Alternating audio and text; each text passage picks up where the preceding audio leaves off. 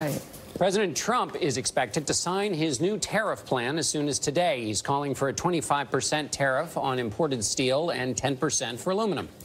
More than 100 congressional Republicans oppose the plan. Nebraska Senator Ben Sasse is one of those against the plan, calling the tariffs a massive tax increase on American families. And he says you'd expect a policy this from a leftist administration.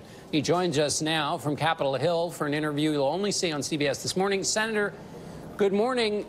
Good morning, John. Them's fighting words. So what are you going to do other than fight? Is there anything you can do to get in the way of what the president's trying to do here? Well, for decades, the Congress has punted lots and lots of its responsibilities and authorities to the executive branch, and regardless of whether you're a Republican or a Democrat, that's a bad idea for public deliberation, because right now we don't have a very clear understanding in the country about what's happening in our economy.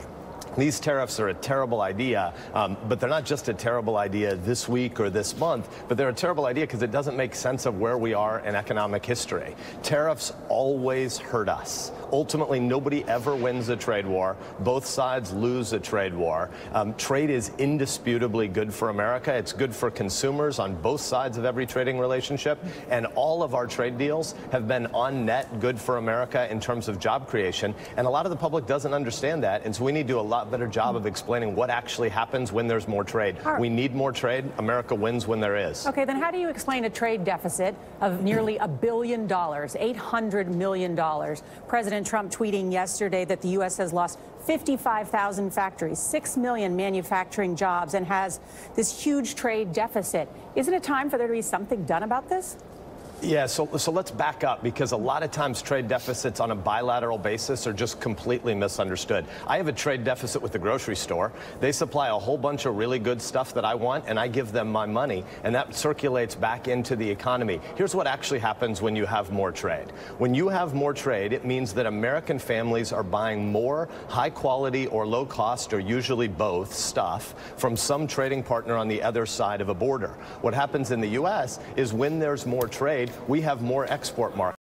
Nebraska, where I live, is the most productive farmland in the history of the world. We feed the world, and our economy is fundamentally dependent upon the fact that we produce better and higher quality stuff than any other farmers in the world, and so we need more markets to sell it to than just the U.S. So let's look at steel in particular.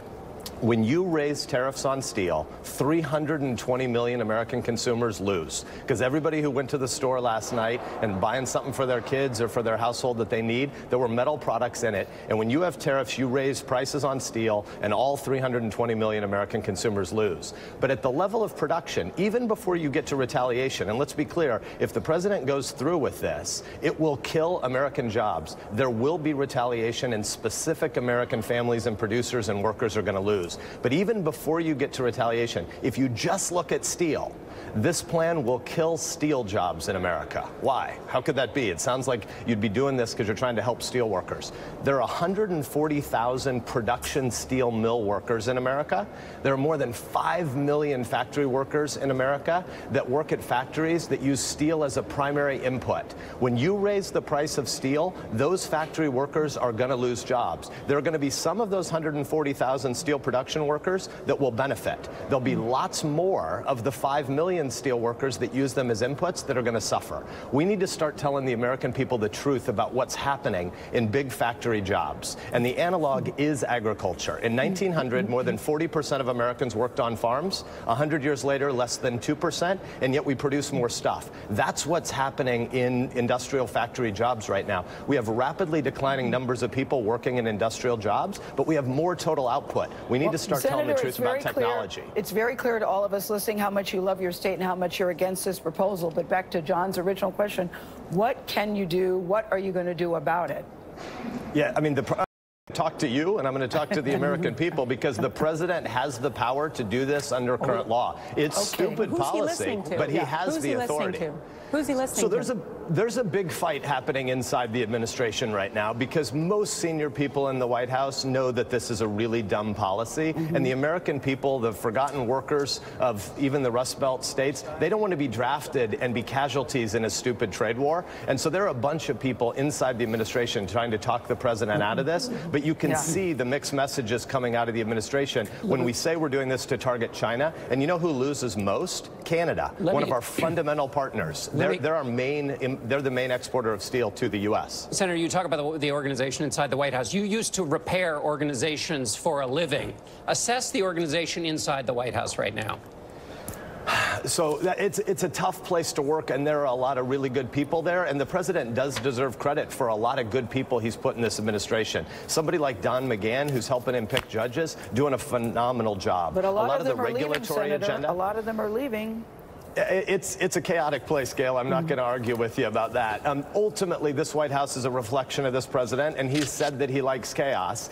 I don't think that's really a great way to run an organization, but I save most of my counsel on that topic for the president in private. We actually have a surprisingly good relationship. We wrestle a lot in private before I'm out here criticizing him in public. But in the trade war that we're talking about today, it's going to hurt Americans. It's going to hurt American families, and it's going to cost us jobs. And I hope the president walks back from the brink. Okay, we'll see if he's listening to you. Thank you very much, Senator Sasse, for taking the time this morning.